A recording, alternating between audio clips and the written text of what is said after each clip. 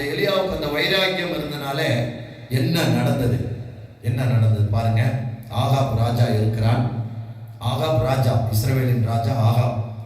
அவனுடைய மனைவி யாருங்க? ஏசபேல் தான் அவனுடைய மனைவி. அவன் பயங்கரமான ஒரு விக்கிரக ஆராதனைக்காரி. சரிங்களா?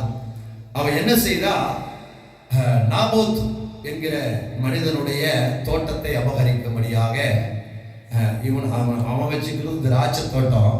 இந்த ஆகாப்புக்கு என்ன கொள்ளைங்க? கீரை கொள்ளை ஆக்கும்படியாக அந்த நாபோத்தின் இடத்தை வஞ்சிக்கிறான். அப்ப கர்த்தருடைய வார்த்தை என்ன செய்கிறதுங்க? எலியாவுக்கு உண்டாகிறது. எலியா போய் சொல்றான், எப்படி நாபோத்தினுடைய ரத்தத்தை நாய்கள் நக்கினதோ அதே போல உன் ரத்தத்தை நாய்கள் நக்கும். அல்லேலூயா. கர்த்தருக்காய் வைராக்கியமாய் நிற்கிற ஒரு தேவ மனுஷன். சரி பாருங்களேன். அப்போ இந்த எலியா அவன் அந்த ராஜ அரண்மனைக்குள்ள போகணும்னா சாதாரணமா போய்விட முடியுமா? அல்லேலூயா. அவன் பாருங்க, ஒட்டக மயிரை தரித்தவன், சிம்பிளா தான் இருந்தான். வெட்டுக்கிளி காட்டு தேன் தான் அவனுடைய உணவு. அவன் அரண்மனைக்கு போகிற அளவுக்கு அவன்கிட்ட என்ன கிடையாதுங்க? வெளிப்பிரகாரமான ட்ரெஸ் இல்லை. அப்போ அவன் பார்த்து எப்படி இருப்பான்? ஒரு பைத்தியக்கார மாதிரி இருப்பான். எலியாவை பார்த்து எப்படி இருப்பாங்க? ஒரு பைத்தியக்கார மாதிரி இருப்பான்.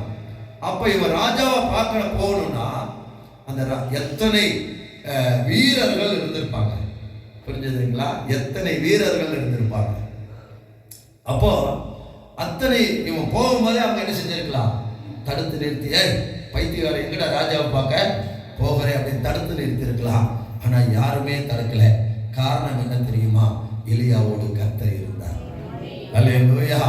எலியாவோடு கர்த்தர் இருந்தனால எந்த போர் வீரனும் என்ன செய்யலைங்க? அசையவில்லை, தடுக்கவில்லை. அவன் கண்களுக்கு கர்த்தர் மறைத்து, அவர்களுடைய கண்களுக்கு கர்த்தர் மறைத்து கொண்டு போய் என்ன செஞ்சாருங்க? எலியாவை முன்னாடி நிறுத்தினார். எலியா பேசிட்டு எலியா சொல்லிட்டான், ஒரு ராஜாவை அந்த நாபோத்துடைய ரத்த நாய்களை நக்கினது போல ஒரு ரத்தம் நக்கினா ராஜா சும்மா இருப்பானா? அவனை புடுறா. அவன் யாரு? ஒரு மென்டல் மாதிரி, ஒரு பைத்தியக்கார மாதிரி இருக்கிறான். அவனை புடுறா. அவனை பிடிச்சி என்ன செய்யுங்க? ஜெயிலில் அடைங்க, அல்லது அவன் தலையை வெட்டுங்க அப்படின்னு ஏதாவது சொல்லியிருக்கலாம். ஆனாலும் பாருங்க, அவன் எலியா திரும்பி வர வரையும் ஒருத்தர் எல்லாத்துக்கும் ஸ்ட்ரோக் வந்த மாதிரி நிறுத்திட்டார் கர்த்தர்.